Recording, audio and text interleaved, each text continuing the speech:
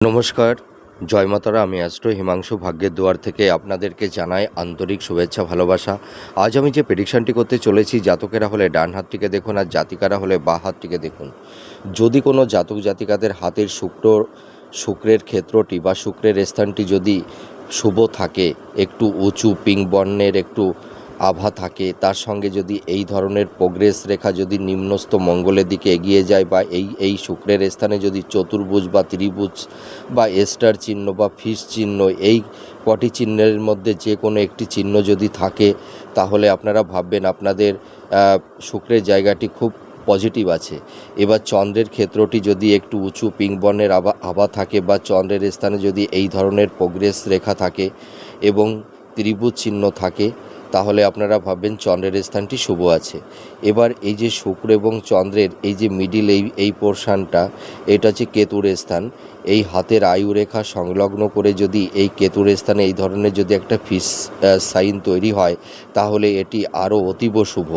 এর পাশাপাশি আর একটা জিনিস আপনাদের লক্ষ্য করতে হবে, এই যে চন্দ্রের ক্ষেত্র থেকে শুক্রের ক্ষেত্রে যদি এই রকমের একটা অর্ধচন্দ্রাকৃতি, যদি একটা রেখা বা বলাই থাকে, তাহলে এই সব জাতক জাতিকারা ভীষণ প্ল্যানিং করে পরিকল্পনা করে এরা যে কোনো কাজ কর্ম এরা করে থাকে।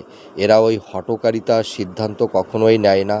যে কোনো কাজ করতে গেলে তার আগের থেকেই সঠিক পরিকল্পনা তৈরি করে নিয়েই তারপরে তারা কাজে অগ্রসর হয়ে থাকে। তা এই ধরনের যদি চন্দ্র এবং শুক্রের ক্ষেত্রে এই ধরনের অর্ধচন্দ্রাকৃতি যদি কোনো রেখা থাকে, তাহলে এই সব জাতক জাতিকারা এরা পরিকল্পনা মাফিক এরা সর্বদাই কর্ম করে থাকে। এরা প্ল্যানিং পরিকল্পনা করেই এরা যে কোনো কাজে অগ্রসর হয়ে থাকে। ঠিক আছে? তাহলে এই যে শুক্র এবং চন্দ্র এবং কেতুর স্থানে যদি এই ধরনের সাইনগুলো থাকে, তাহলে এই সব জাতক জাতিকারা জীবনে প্রচুর নাম, যশ, খ্যাতি, অর্থ, প্রপার্টি, ধন, সম্পদ এরা প্রাপ্তি লাভ করে থাকে। তাছাড়া দেখা যায় এই সব জাতক জাতিকারা আকস্মিক কিছু অর্থ প্রাপ্তি লাভ করে থাকে। সেটা শেয়ার মার্কেট হোক বা লটারি হোক বা উত্তরাধিকার সূত্র থেকে বা স্থাবর ভূসম্পত্তি থেকে এরা প্রচুর প্রপার্টি, ধন সম্পদও এরা অনেক সময় পেয়ে থাকে। তাছাড়া এই সব জাতক জাতিকারা খুব সৎ এবং ধার্মিক হয়ে থাকে। বিশেষ করে এই ফিস সাইন কেতুর স্থানে, এই ফিস সাইন কিন্তু এই সব জাতক জাতিকাদের মোটামুটি যে সম্পদ এরা প্রপার্টি অর্জন করে, এটা সারা জীবনই থাকে।